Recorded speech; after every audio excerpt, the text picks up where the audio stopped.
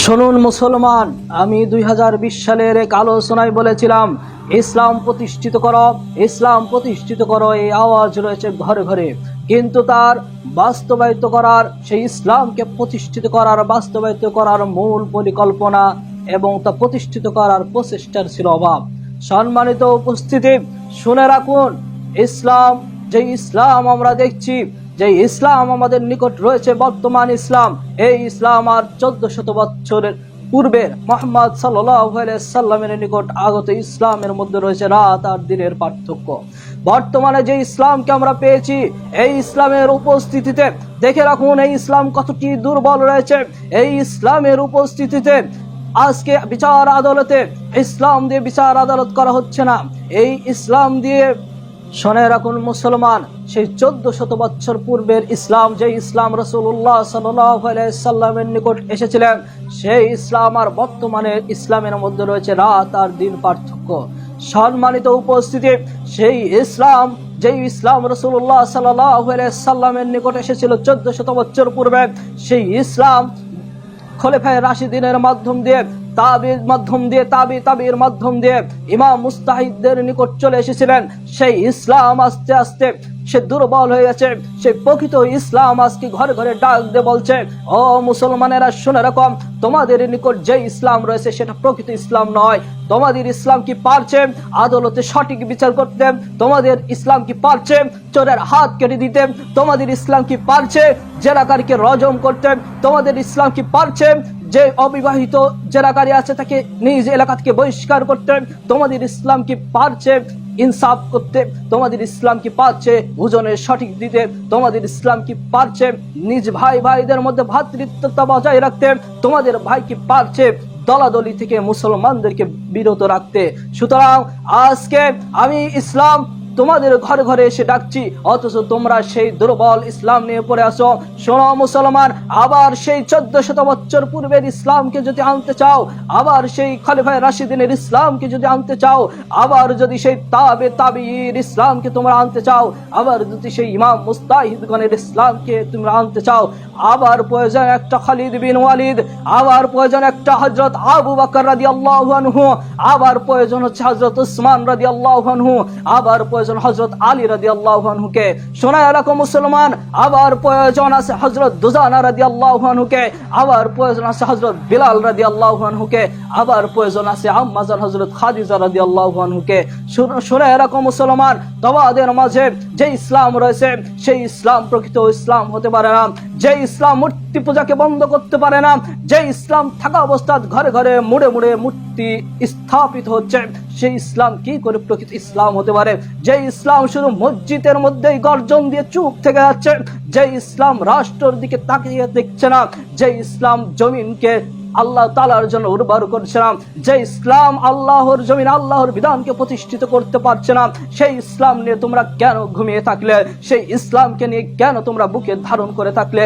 আমি প্রকৃত ইসলাম বলে যাচ্ছি, আল্লাহ রাসূল সাল্লাল্লাহু আলাইহি সাল্লামের বাণী শুনে রাখো। এই ইসলাম এসেছিল অপরিচিত অবস্থায়, এই ইসলাম আবার অপরিচিত অবস্থায় শুনে পিছনে চলে যাবে।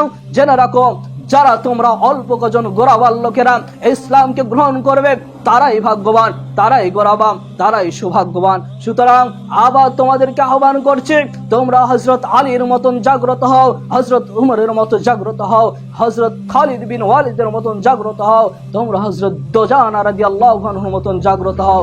শোনো মুসলমান, আজকে ইসলাম প্রতিষ্ঠিত করার জন্য অনেকেই বলছে ইসলাম ঘরে ঘরে রয়েছে। আজকে একটি খলিফার জন্য, ইসলাম প্রতিষ্ঠিত করার জন্য, সারা বিশ্বের একজন খলিফা তৈরি করার জন্য মুসলমানরা মায়ের খাচ্ছে, নির্যাতিত হচ্ছে, গুলির বুকে জীবন দিচ্ছে, অথচ পীরদের ঘরে ঘরে খলিফা রয়েছে, খেলাফত ঘরে ঘরে পৌঁছে গেছে। আজকে দেখুন, একটি মুজাহিদকে মুজাহিদ নাম উচ্চারণ করলে তারা তো মুজাহিদরা বাইরে থাকতে পারে না, জঙ্গলে জঙ্গলে ঘুরে থাকা লাগে। এই মুজাহিদদেরকে যেখানে পাওয়া যাচ্ছে গ্রেফতার করা হচ্ছে। মুজাহিদদের পরিকল্পনা, মুজাহিদদের চেতনা অন্তরের ভিতর আসার সঙ্গে সঙ্গে তাকে গ্রেফতার করা হচ্ছে, অসত্য মামলা দিয়ে, মিথ্যা মামলা দিয়ে তাদেরকে গ্রেফতার করে জেলখানাতে বন্দী করা হচ্ছে। অথচ ঘুরে দেখুন, বাংলাদেশে মুজাহিদ কমিটি আছে, তাদের উপরে কোনো বালা মুসিবত আসে না, তাদের প্রতি কোনো জেল জুলুম আসে না। কেমন মুজাহিদ কমিটি হলো? শুনে রাখুন মুসলমান, শরীয়ত প্রতিষ্ঠিত করতে গিয়ে রক্ত যাচ্ছে, জীবন যাচ্ছে, জেল বন্দী হতে হচ্ছে, অথচ ইসলামী ব্যাংকগুলোকে শরীয়ত ভিত্তিতে ইসলামী ব্যাংক চলে। গোটা বিশ্বের ইসলাম এসে বাংলাদেশের শরীয়ত ভিত্তিক ইসলামী ব্যাংকের মধ্যে ঢুকেছে। সম্মানিত উপস্থিতি, কখনোই বিশ্বাস করা যায় না শরীয়ত ভিত্তিক ইসলামী ব্যাংক চলে, শরীয়ত ভিত্তিক কোন ব্যাংক চলে, এইভাবে কখনো ব্যাংক চলতে পারে না। ইসলাম আর এই সকল ব্যাংকের মধ্যে রয়েছে রাত আর দিন পার্থক্য। সুতরাং ধোকায় পড়বেন না। ধোকায় পড়ে ইসলাম ভিত্তিক যে শরীয়ত ভিত্তিক যে ব্যাংক চলছে, আপনি চিন্তা করে দেখুন, যেই দেশে মুসলমানরা উচ্চস্বরে কথা বলতে পারে না, যেই দেশে কোরআনের মাহফিল হতে বাধাগ্রস্ত হয়, যে দেশে হক কথা বলার জন্য আলেম ওলামাদেরকে গ্রেফতার করা হয়, সে দেশে কি করে শরীয়ত ভিত্তিক ব্যাংকিং ব্যবস্থা চলতে পারে? সে দেশে কি করে ব্যাংকে, যেখানে সকল কিছুই চলে ইসলামের বহির্ভূত, সেখানে কি করে ইসলাম থাকতে পারে? সেখানে কি করে ইসলাম দিয়ে ব্যাংক পরিচালনা হতে পারে? সম্মানিত উপস্থিতি, ব্যাংক পরিচালনা করতে হলে আলেম ওলামাদেরকে ভূমিকা নিতে হবে। ব্যাংক পরিচালনা করতে হলে আলেম ওলামাদেরকে বুদ্ধি খাটাতে হবে। আজকে যে সকল ইসলামী ব্যাংকগুলো ছাড়াও অন্য অন্য ব্যাংক যেখানে রয়েছে, অন্য অন্য ব্যাংক যেখানে প্রতিষ্ঠিত করা হয়েছে, এই সকল ব্যাংকগুলো মানুষের অসহায়ত্বের সুযোগ নিয়ে, মানুষের দুর্বলতার সুযোগ নিয়ে তাদের কাছে চলে যাচ্ছে। আজকে দেখুন, আপনার গ্রাম অঞ্চলে কত দুঃখী মানুষ, কত অভাবী মানুষ, কত ঋণগ্রস্ত মানুষ খাদ্যের অভাবে, দুশ্চিন্তার কারণে, দরিদ্রতার কারণে আপনার পাশে চলে যাচ্ছে, আপনার কাছে গিয়ে 2000, 5000, 10,000 টাকা ঋণ চাচ্ছে, অথচ আপনি মুসলমান, অথচ আপনি আলেম ওলামা, তাকে 10,000 টাকা দিয়ে সহযোগিতা করতে পারছেন না। শুনে রাখুন মুসলমান, ওই ব্যক্তিটা তখন ভাবছে আমার 10,000 টাকার খুব জরুরি প্রয়োজন, আমাকে যখন কেউ ঋণ দিচ্ছে না, যারা আমাকে সুদের উপর ঋণ দেবে সেখানেই আমি যাব। শুনে রাখুন, এই সুদের উপর ঋণ নেওয়ার জন্য তারা মানুষের দ্বারে দ্বারে যাচ্ছে, হাজারে 10 টাকা, 20 টাকা, 50 টাকা, 100 টাকা বেশি করে তাদেরকে নেওয়া হচ্ছে, সুদ নেওয়া হচ্ছে। অনেক ক্ষেত্রে দেখা যাচ্ছে এই অসহায়ত্বের সুযোগ নিয়ে অনেক গরিব মানুষ আছে যারা ঋণ নিয়ে অধিক হারে সুদ দিতে পারছে না। এই সকল গরিব মানুষরা হতাশ হয়ে বসে আছে।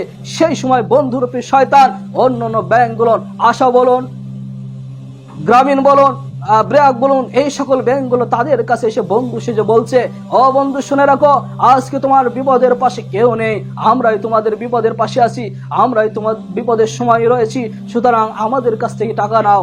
অনেক অল্পে অল্পে ক্ষুদ্র ঋণ, সহজ ঋণ তোমাদেরকে দেওয়া হচ্ছে।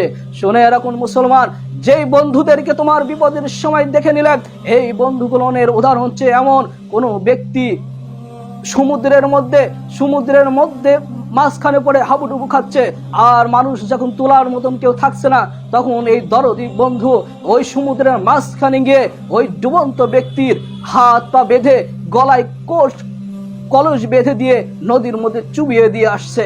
এটাই হচ্ছে সেই ব্যাংকিং ব্যবস্থার কাজ, এটাই হচ্ছে সেই গ্রামীণ, এটাই হচ্ছে সেই ব্র্যাক, এটাই হচ্ছে সেই আশাদের কাজ। সুতরাং আমাদের তাদেরকে বন্ধু হবার কিছু নেই। আমাদের বন্ধু কখনো তারা হতে পারে না। কেননা দেখুন, যারা অমুসলিম, যারা নোবেল পুরস্কার প্রাপ্ত, যারা অমুসলিমদের নিকট থেকে সাহায্য প্রাপ্ত, অমুসলিমরা যাদেরকে সাহায্য করছে, তারা কখনোই মুসলমানদের সাহায্যের জন্য তাদের পিছনে অর্থ ব্যয় করবে না, তাদেরকে অর্থ দিবে না, তাদেরকে সহযোগিতা করবে না। তাহলে কি করে সে আপনার বন্ধু হতে পারে? আজকে এমন একটি অবস্থা হয়ে গেছে, আমরা আমাদের মুসলিমদের থেকে তাদেরকে বেশি বিশ্বাস করি। এর পিছনে কারণ হচ্ছে, আজকে দেখুন, আমরা যদি চিন্তা করে আমাদের দেশে এমন কোন জায়গাতে নেই, এমন কোন জেলাতে নেই যেখানে আলেম ওলামারা আছে, অর্থ সম্পদশালী, যাই হোক তাদের কাছে অর্থ আছে, এখনো তাদের গাড়ি আছে, প্রাইভেট কার আছে, 2 তলা 3 তলা 5 তলা বাড়ি আছে, বিল্ডিং আছে, অথচ তার বাড়ির পাশে একজন দরিদ্র অসহায় মানুষ না খেয়ে ধুকে ধুকে মরছে, ঋণগ্রস্ত হয়ে পড়ে আছে। সম্মানিত উপস্থিতি, একটিবার চিন্তা করে দেখুন, যে ইহুদি খ্রিস্টান বরাবরই মুসলমানদের বিপক্ষে ছিল, যে ইহুদি খ্রিস্টান বরাবরই মুসলিমদেরকে, ইসলামকে নিধনের চেষ্টা করেছে, সেই অমুসলিমরা, সেই ইহুদি খ্রিস্টানরা কি করে আপনাদেরকে অর্থ সহযোগিতা করতে পারে, কি করে আপনাদের পাশে এসে দাঁড়াতে পারে, কি করে আপনাদের দুঃখ সুখের সাথী হতে পারে? সম্মানিত উপস্থিতি, সুতরাং যেই ব্যাংকিং ব্যবস্থাকে সুযোগ করে দেওয়া হয়েছে ঘরে ঘরে, প্রতিটি ঘরে ঘরে, গ্রাম অঞ্চলে যে ব্যাংকিং ব্যবস্থা শুরু হয়েছে, সুদী ব্যবস্থা শুরু হয়ে গেছে, এই সুদী ব্যবস্থা কি পারছে আপনার সেই ইসলাম কি পারছে এই সুদী ব্যবস্থাকে বন্ধ করতে? কখনোই না। সুতরাং সেই ইসলাম, যে 1400 বছর পূর্বের ইসলাম বলে দিয়েছিলেন, সুদ ব্যবস্থাকে হারাম করেছিলেন, সেই 1400 বছর পূর্বের ইসলাম আজকে সেই ইসলাম নেই। আজকের বর্তমান ইসলামের মধ্যে রয়েছে অনেক পার্থক্য। সেই 1400 বছর পূর্বের ইসলাম আর বর্তমান ইসলামের মধ্যে রয়েছে অনেক পার্থক্য। আজকের সেই 1400 বছর পূর্বের ইসলাম সুদকে বর্জন করেছিলেন, সুদকে হারাম ঘোষণা করেছিলেন, ওজনে কম দেওয়াকে হারাম ঘোষণা করেছিলেন, জেনা ব্যয় বিচারকে হারাম করেছিলেন। অথচ 1400 বছর পরের ইসলাম, যে বর্তমানে আমরা ইসলাম পেয়েছি, এই ইসলামের উপস্থিতিতেই আজকে জেনাকে, পতিতালয়কে বৈধ ঘোষণা করা হচ্ছে, তাদের লাইসেন্স দেওয়া হচ্ছে। আজকে নেশা করার জন্য বিভিন্ন জায়গাতে মদের লাইসেন্স করে দেওয়া হচ্ছে।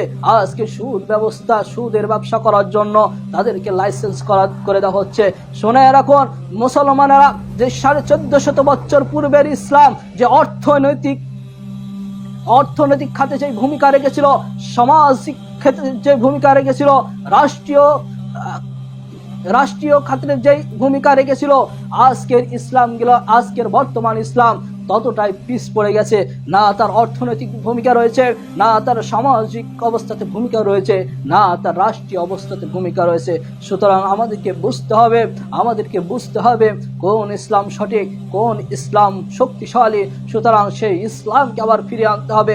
সেই ইসলামকে ফিরিয়ে আনার জন্য আমাদেরকে প্রচেষ্টা করতে হবে, আমাদেরকে সঠিকভাবে পরিকল্পনা নিতে হবে এবং তা বাস্তবায়নের জন্য দিনের পর দিন শ্রম দিতে হবে, অর্থ দিতে হবে, প্রচেষ্টা করতে হবে।